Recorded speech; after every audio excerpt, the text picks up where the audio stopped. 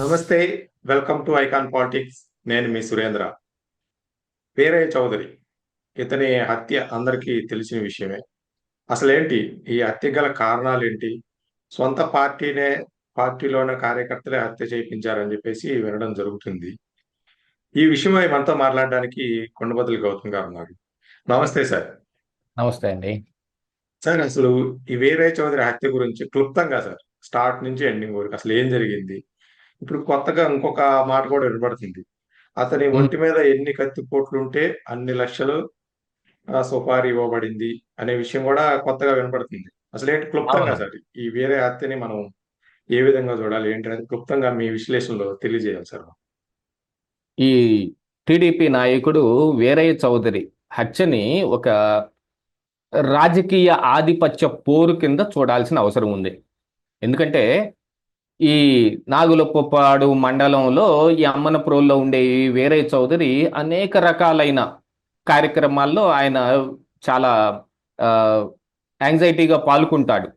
టీడీపీకి ఆయన చేసే పనులు కానీ, మొన్న యువగళం పాదయాత్ర ఎన్నికల ముందు యువగళం పాదయాత్రలో కూడా ఆయన చాలా యాక్టివ్ పార్ట్గా అక్కడ నడిచినంత కాలం బాగా ఆయన యాక్టివ్గానే అందులో పాల్గొనటం జరిగింది. నా మండలం మొత్తంలో మరి అధికారం వచ్చిన తరువాత, అధికారం రాగానే ఇక అందరికీ తెలిసిందే కదా, గతంలో పెట్టిన ఖర్చులు కానీ, లేదు ఇప్పుడు గట్టిగా పోగు చేయాల్సిన అవసరం కానీ, ఇలాంటివన్నీ. ఎందుకంటే నెక్స్ట్ ఎన్నికల్లో ఈ వీరయ్య చౌదరి డైరెక్ట్గా మరి ఎమ్మెల్యేకే పోటీ చేస్తాడేమో అనే అనుమానాలు కూడా చాలా మంది వ్యక్తం చేశారు. ఎందుకంటే ఆయన అక్కడ కలగజేసుకున్న వ్యవహారాలు అలాగున్నాయి. మరి లిక్కర్ మాఫియా కావచ్చు, లేదు రేషన్ మాఫియా కావచ్చు, ఇంకా పైన భూదందాలు, భూ వివాదాలని పరిష్కరించే క్రమంలో జరిగే ఇవి కానీ ఈయన బాగా యాక్టివ్ పార్ట్ తీసుకున్నాడు. గతంలో వైఎస్ఆర్ కాంగ్రెస్ పార్టీ అధికారంలో ఉన్నప్పుడు అంటే మరి ఆ నాయకులు చేసుకుని ఉండేవాళ్ళు. ఇప్పుడు మరి వీరయ్య చౌదరి లాంటి వాళ్లే కదా ఇప్పుడు ఇలాంటివన్నీ నడుపుతుంది. దీంతో పాటుగా ఏంటంటే టీడీపీ పార్టీలోనే ఈయనకి ప్రత్యర్థి వర్గం కూడా చాలా గట్టిగానే ఉంది. ఎందుకంటే వాళ్ళు కూడా స్ట్రాంగ్గా ఉన్న ప్రత్యర్థి వర్గం ఉంది. ఈయనకి ఒక్క అంశంలోనూ ఏ ఒక్క వివాదంలోనూ కాదు, అన్ని వివాదాల్లోనూ అన్ని అంశాల్లోనూ ఈయన హస్తం గట్టిగానే ఉంది. ఎందుకంటే మరి ఇంతకు ముందు మనం చెప్పుకున్నట్టుగా ఆయన ఎమ్మెల్యే స్థాయికి పోటీ చేసే అవకాశం కూడా ఉంది అనేది కూడా చాలా మంది దగ్గర నుంచి వినిపిస్తున్న వాదన. దాంతో పాటుగా ఇంకా అధినాయకుల దగ్గర ఈ వీరయ్య చౌదరికి ప్రాపకం పెచ్చు. లోకేష్ దగ్గర కావచ్చు, చంద్రబాబు నాయుడు గారి దగ్గర కావచ్చు. మొన్న క్రిమేషన్కి మరి లోకేష్ అంటే ఇండియాలో లేడు కాబట్టి రాలేదేమో కానీ చంద్రబాబు నాయుడు గారే అటెండ్ అయ్యారు. ఇంకా దాంతో పాటుగా ఏంటంటే ఇక్కడ జరిగిన అంశం కూడా అది 53 కత్తిపోట్లతోటి చనిపోయిన ఒక కార్యకర్త. మరి అధినాయకుడు రావాల్సిందే, దాని మీద ఖచ్చితమైన విచారణ జరపాల్సిందే. ఇవన్నీ అది కాకుండా వాళ్ళే అధికారంలో కూడా ఉంటుంది. వీటన్నిటి మీద ఇది చాలా పెద్ద స్టేక్ తీసుకుంది ఈ మరి ఆంధ్రప్రదేశ్ రాష్ట్ర రాజకీయాల్లో. కాకపోతే ఇక్కడ వినిపిస్తున్న వాదన ఏమిటి అని అంటే, రేషన్ మాఫియాలో ఇప్పటికీ వైఎస్ఆర్ కాంగ్రెస్ పార్టీ నాయకులే కొంచెం బలంగా ఉన్నారు. ఎందుకంటే గతంలో వాళ్ళు ఎన్ని రకాలైన మార్గాలు ఉన్నాయో వాటన్నిటిని అన్వేషించి వాటన్నిటిని ఆచరించి ఉన్నారు. మరి ఇప్పుడు కొత్తగా ఎన్నికైన ఈ ఎమ్మెల్యేలు కావచ్చు, కూటమి ఎమ్మెల్యేలు కూడా ఆ ఉన్నదాన్ని డిస్టర్బ్ చేయకుండా, అంతకు ముందంటే ఈ కింద ఉన్న ఈ కార్యకర్తలు వీళ్ళందరూ చేసి పైన నాయకుడికి పంచేవాళ్ళు. అది వైఎస్ఆర్ కాంగ్రెస్ పార్టీ నాయకుడు ఉన్నాడు కాబట్టి వాళ్ళకి వెళ్ళేయేమో. ఇప్పుడు వీళ్ళకి ఇవ్వటం మొదలు పెట్టారు. ఇంకా దీంతో పాటుగా ఏంటంటే ఇప్పుడు కొత్తగా లిక్కర్ మాఫియా, ఇప్పుడు మరి గవర్నమెంట్ లిక్కర్ షాపులు తీసేసి ప్రైవేట్ లిక్కర్ షాపులు ఇవ్వటం జరిగింది. సిండికేట్లు చాలా బలంగా తయారై ఉన్నాయి. ఏ రేంజ్కి తయారై ఉన్నాయి అనేది కూడా మనం ఈ షాపులకి లైసెన్సుల కోసం అప్లికేషన్లు పెట్టుకునే దగ్గరే మనం చూసాం. గవర్నమెంట్ అయితే ఒక ఒక ఒక ప్రతి రకంగా ఆశించి ఇన్ని అప్లికేషన్లు రావచ్చు, మనకి క్యాపిటల్ ఫీజే ఇంత రావచ్చు అని అంచనా వచ్చినా అలాంటిది ఏం జరగల. అప్పుడే చంద్రబాబు నాయుడు గారు గట్టిగా కన్నెర్ర చేసి మళ్ళీ దాన్ని కొంచెం ఎక్స్టెండ్ చేసి ఇవన్నీ చేసినప్పుడు బాగా ఎక్కువ అప్లికేషన్లు కానీ ఎక్కువ అమౌంట్ కానీ రావటం జరిగింది. ఆ తర్వాత ఎవరు దక్కించుకున్నారు, అది ఎవరి అండర్లో నడుస్తాయి, అది కొత్తగా మనం చెప్పేది ఏం లేదు. అధికారంలో ఎవరుంటే వాళ్ళ మీదకే జరుగుతాయి. వీటన్నిటి దృష్ట్యా మరి వీరయ్య చౌదరి అందరికీ ఆటంకమై కూర్చున్నాడు. ఈ హత్య జరిగిన దగ్గర నుంచి ఇద్దరు వచ్చి ఆ ఆ ఇన్సిడెంట్ లో పాల్గొన్న వాళ్ళందరూ 2 బైకుల మీద పారిపోవడం జరిగింది. అందులో ఒక స్కూటీని ఐడెంటిఫై చేస్తే అది వినోద్ అనే ఒక వ్యక్తిది అన్నట్టుగా ఐడెంటిఫై చేశారు. దాని మీద రక్తపు మరకలు కానీ ఫోరెన్సిక్ నివేదిక కానీ ధృవీకరిస్తోంది ఇది ఆ, ఈ నిందితులు వాడిన వాహనమే అని అన్నట్టుగా. దాంతో పాటుగా ఇంకా ఈ స్కూటీ ఎవరిది అని విచారణ చేసుకుంటా పోయే దాంట్లో వినోద్ అనే వ్యక్తిది. ఆ వ్యక్తికి కూడా టిప్పర్ లారీలు ఉన్నాయి. ఇక టిప్పర్ లారీలు అంటే అందరికీ తెలిసిందే కదా, మట్టి మాఫియా, గ్రావెలు ఇట్లాంటివన్నీ విరివిగా జరుగుతూ ఉంటాయి. దీంతో పాటుగా ఏమిటంటే ఇప్పుడు కొత్తగా వచ్చిన ఈ వాదన ఏంటి, ఇందులో ఈ వీరయ్య చౌదరి హత్యలో ఏ ఒక్కళ్ళో కాదు, అందరినీ కలిసి సమాయత్తం చేసి అందరినీ ఒక గుంపుగా తయారు చేసి ఒక వ్యక్తి ఇది మొత్తం నడిపించాడు. అందరి దగ్గర నుంచి మరి డబ్బులు పూల్ చేసి ఇచ్చాడో లేదు, మంచి ఆఫరు, ఒకటి అర కత్తిపోటుతోటి బయటపడ్డాడు అనుకోండి, వీళ్ళకి చాలా ఇబ్బందిగా కూర్చుంటారు. అందుకని ఒక్కొక్క కత్తిపోటుకి 2 లక్షల రూపాయలు ఇస్తాము అని అంటే ఇక వాళ్ళు రెచ్చిపోయి చేస్తారు కదా. కనీసం మరి ఇంకా అన్ని కత్తిపోట్లు పడిన తర్వాత బతకటం అనేది చాలా కష్టం. అందుకోసం అని చూసామంటే మరి అక్కడ 53 కత్తిపోట్లు ఐడెంటిఫై చేశారు. అంటే ఇప్పుడు ఒక్కొక్క పోటుకి 2 లక్షల రూపాయల చొప్పున అనుకుంటే చూడు అది ఎంత పెద్ద అమౌంటో, ఆ సుపారీ అమౌంట్. దీంతో పాటుగా ఏమిటంటే ఇది పక్కా స్కెచ్ ద్వారా రెక్కీ నిర్వహించి మరీ చేయటం జరిగింది.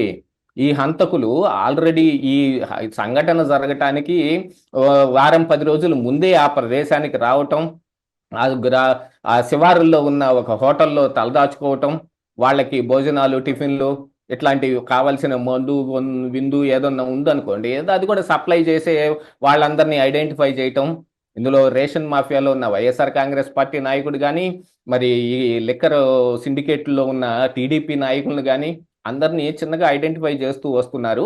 ఇప్పుడు తెరపైకి వస్తున్న ఒక ఇదేమిటంటే హైదరాబాద్లో ఉన్న ఒక వ్యక్తి ద్వారానే ఇదంతా జరిగింది. ఈ సమాయత్తం అందరినీ పోగు చేసి ఈ హత్యకు పురికొల్పింది ఆ వ్యక్తేననేది ఇప్పుడు పోలీసులు ప్రాథమికంగా చెబుతూ ఉన్నప్పటికీ అసలైన ఆధారాలు దొరకాలి. కాకపోతే ఈ సంఘటన జరిగిన దగ్గర నుంచి హైదరాబాద్లో ఆయన ఫోన్ స్విచ్ ఆఫ్, ఆయన అబ్స్కాండ్లో ఉన్నారు. మాక్సిమం ఆయన కూడా టీడీపీ చెందిన నాయకుడే. ముప్పా సురేష్ అనే ఒక పేరు వినిపిస్తోంది ఇప్పుడు.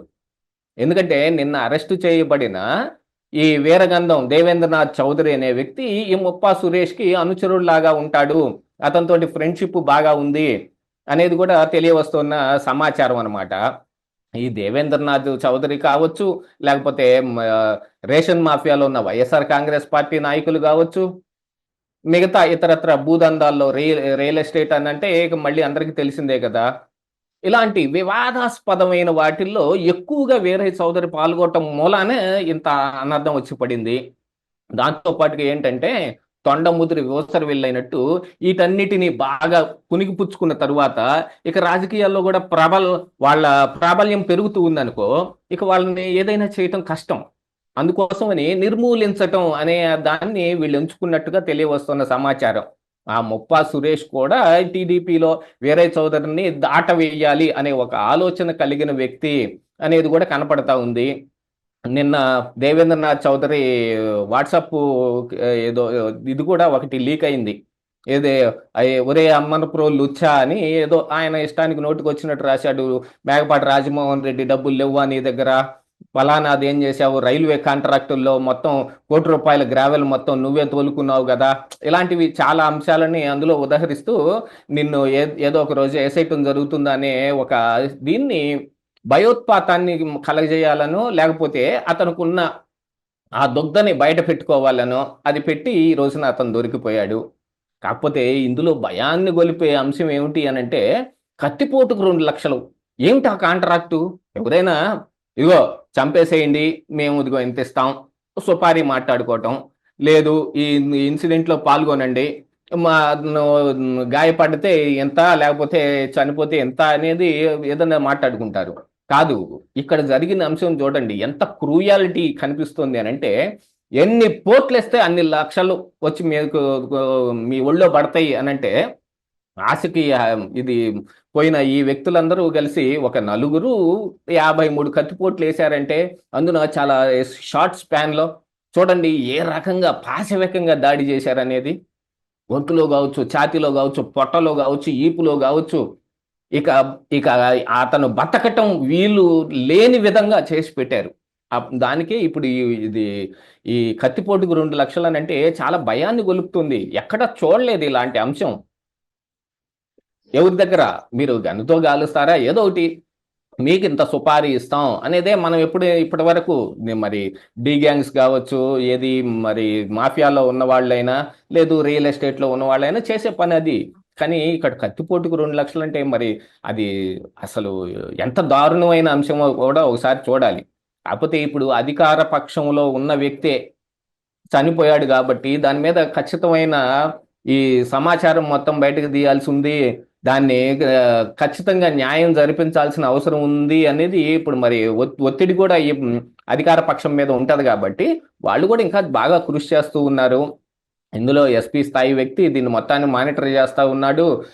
అప్పుడే స్టార్టింగ్లోనే 12 పార్టీలతోటి పోలీసు బృందాలని ఐడెంటిఫై చేయడానికి పెడితే తర్వాత దాన్ని డబల్ కూడా చేశారు. ఇక మొత్తం ఇక చాలా విషయాలు ఇంకా బయటకు రావాల్సి ఉంది. కాకపోతే ఇందులో ఉన్న 5-6 అంశాలు అందరూ చెబుతోంది ఏంటి, హైదరాబాద్లో ఉన్న ఈ ముప్పా సురేష్ అనే వ్యక్తి ఉన్నాడా లేదా, దీని వెనక ఐడెంటిఫై చేయాల్సింది ఒకటి. వీళ్ళందరూ ముందుగానే వచ్చి ఇక్కడ ఆ దరిదాపుల్లోనే ఉండి రిక్కీ నిర్వహిస్తుంటే మరి ఇంటెలిజెన్స్ ఏమైంది అంటే, ఇలాంటి చిన్న చిన్న వ్యక్తుల మీద కూడా ఇంటెలిజెన్స్ ఉంటుందా అనే అనుమానాలు వస్తాయి. కానీ ఒక ఇంత పాశవికమైన ఇన్సిడెంట్ జరుగుతుంటే మరి పోలీసుకు సమాచారం కనీసం ఉండాలిగా. వాళ్ళు వచ్చి వారాల తరబడి అక్కడ హాస్టల్లో ఉంటూ రెక్కీలు నిర్వహిస్తూ ఉంటే మరి పోలీసు వ్యవస్థ ఏం చేసింది, దాని మీద కూడా కొన్ని అనుమానాలు వస్తాయి.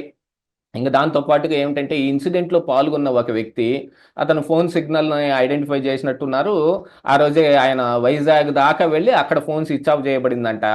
మరి ఆయన్ని పట్టట్టుకొని రావటం ఎలాగా, లేదు ఈ దేవేంద్రనాథ్ చౌదరి ఏం ఇన్ఫర్మేషన్ ఇస్తున్నాడు, అతనే చేశానని కన్ఫైన్ అవుతున్నాడా, లేకపోతే నాకేం సంబంధం లేదంటూ ఉన్నాడా. మరొకటి ఏంటంటే మరి ఇక వైసీపీ నుంచి ఉన్న ఈ రేషన్ మాఫియా ఆయన కూడా ఇప్పుడు మరి అధికారం మారగానే టీడీపీలోకి వచ్చే ప్రయత్నాలు చేశాడంట. మరి ఆయన కూడా ఈయన ఆపేశారు రానివ్వకుండా. అంటే ఇక్కడ ఎవరు ఇంకా ఈ ఏరియాలో పొలిటికల్గా ఎవరు ఎదగకుండా చేసే ప్రయత్నాలు వేరే చౌదరి చేశాడు. అది ఆయన ప్రాణాలనే హరించేసింది. ఆడదాకా వచ్చింది వ్యవహారం. అయితే ఇప్పుడు అంటే కేవలం అక్కడ జరిగే స్కాములు దందా ఏదైతే ఉందో మీరు అన్నట్టు మాఫియా, మట్టి మాఫియా కానీ, రేషన్ మాఫియా కానీ, ఏదైనా కానీ, లిక్కర్ మాఫియా కానీ, దాని మీద ఆధిపత్యం కోసమా, లేదంటే ఫర్దర్ గా ఇప్పుడు ఇతను పార్టీలో అది ఎదుగుతున్నాడు ఆ నియోజకవర్గంలో. అదేంటంటే యాక్చువల్గా ఈ ఈ మాఫియాలు మొత్తం ఏంటంటే ఆర్థిక మూలాలు. ఆ, ఈ ఆర్థిక మూలాలతో పాటుగా మరి పొలిటికల్ యాక్షన్ కూడా ఒకటి ఉంటుంది. ఆ పొలిటికల్ యాక్షన్కి ఈ దందాలు మొత్తానికి ఒక కాపాడే ఒక అవుట్లెట్ ఉంది అంటే అది పాలిటిక్స్. ఆ పొలిటికల్గా వాళ్ళు కూడా ఎక్కువ ప్రభావం చూపగలిగితేనే కదా మరి ఆధిపత్యం సంపాదించగలిగేది. వేరే చౌదరి అది చేశాడు. లిక్కర్ మాఫియాలోను అదే సిండికేట్లోనూ ఉన్నాడు. ఆ సిండికేట్లో వచ్చే డబ్బంతా వసూలు చేసి ఈయనకే లెక్కలు చెప్పాలంట. మరి రేషన్ మాఫియా ఏదైనా ఉంటే వాళ్ళు ఇతనికే లెక్కలు చెప్పాలి. ఇక దీంతో పాటుగా రియల్ ఎస్టేట్ కావచ్చు, గ్రావెల్ కావచ్చు.